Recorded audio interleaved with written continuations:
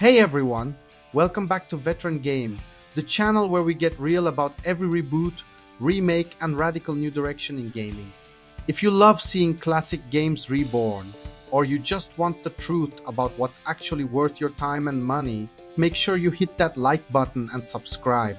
It really helps us out and keeps the honest reviews rolling in. Alright, today's episode is all about Missile Command Delta. Yep, Atari's back at it again, dusting off a legendary arcade classic and trying to turn it into something totally new.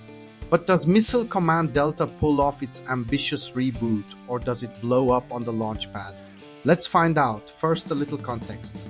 The original Missile Command was a pure product of the Cold War era, an arcade staple where your only goal was to protect your cities from endless waves of incoming missiles. Fast, frantic, and super simple, move the crosshair, launch your counter missiles, and hope you last longer than the kid with quarters next to you. Absolute classic. So what happens when you try to bolt on narrative, deck building, and adventure puzzles? Well, you get something that's as weird as it is interesting. Missile Command Delta is a game of two halves, and honestly, they're pretty different flavors. The first half is all about strategy and tactics. You'll find terminals throughout an underground bunker, and at each one, you're basically playing a turn-based version of Missile Command. Instead of frantic real-time shooting, you've got cards representing different missiles, each with their own cost, range, and blast size. You pick which missiles to use, select the base to fire from, and try to intercept waves of enemy projectiles before they hit your defenses. Every move costs precious energy, and acing each level means finding that perfect, efficient solution. At first, this feels like a wild swerve from the original's twitchy roots, but weirdly, it actually works. The turn-based system adds layers of puzzle solving and resource management that make every level feel like a tiny, tense brain teaser.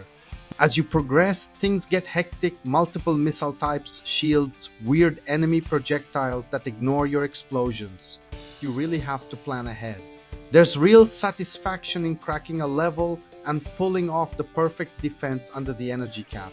It's a classic easy to learn, hard to master vibe, just reimagined for a new era. But then comes the other half of the game, the bunker exploration.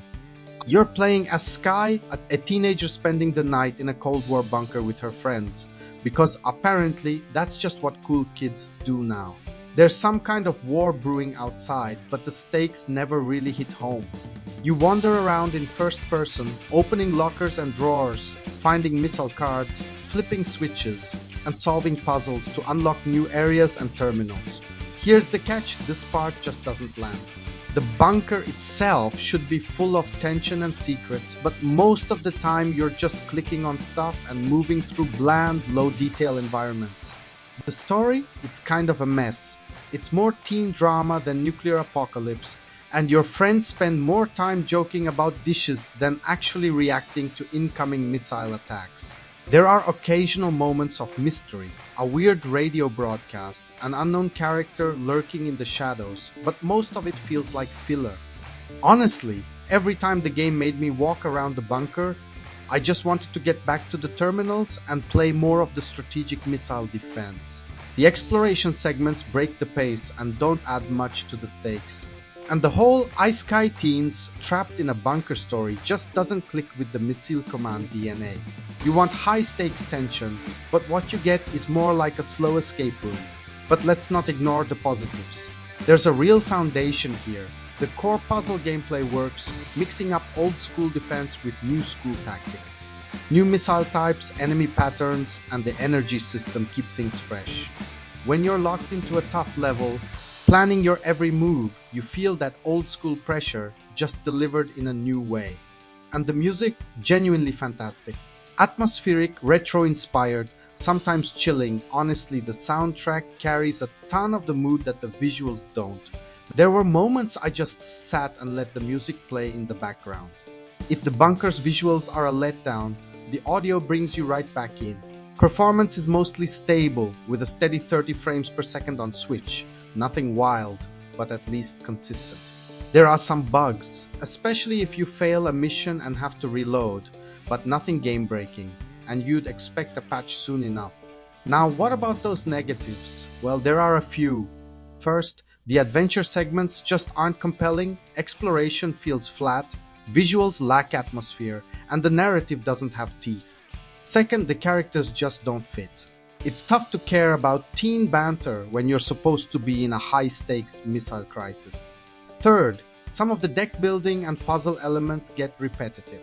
When the game piles on too many trial and error levels in a row, it can start to drag.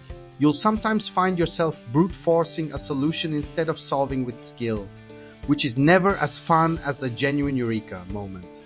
And finally, if you're a purist, someone who grew up dropping quarters in the original missile command cabinet, this reboot is probably going to make you raise an eyebrow. The heart of the game is still about defending your bases from missile attacks, but everything else. It's a big swing in a totally different direction. Not everyone's going to love that. So what's the final verdict? Missile Command Delta is a fascinating experiment. It takes risks and not all of them pay off. The new turn-based strategy gameplay is honestly pretty clever and addictive, especially for fans of puzzles and tactics. But the adventure elements and weak narrative just don't hold up their end of the deal. It's a tale of two games, one you'll want to stick with and one you'll wish you could skip. If you're an Atari fan hungry for something different, or a strategy gamer who loves clever puzzles and retro remixes, there's something here for you. But if you're hoping for a straight-up arcade experience or a gripping narrative adventure, Missile Command Delta probably isn't going to hit the target. But hey, maybe this is the start of a new direction for Atari reboots, bold experiments, mixing genres, keeping the classics alive in weird new forms. For me, I'd love to see them double down on the strategy and ditch the half-hearted storytelling next time. Thanks for watching Veteran Game. Let me know in the comments. Are you here for the puzzle gameplay? Or does the narrative bunker crawl totally turn you off? Have you played any other wild Atari reboots recently? Don't forget to like, subscribe, and stick around for more honest, no BS game reviews, deep dives, and bold opinions.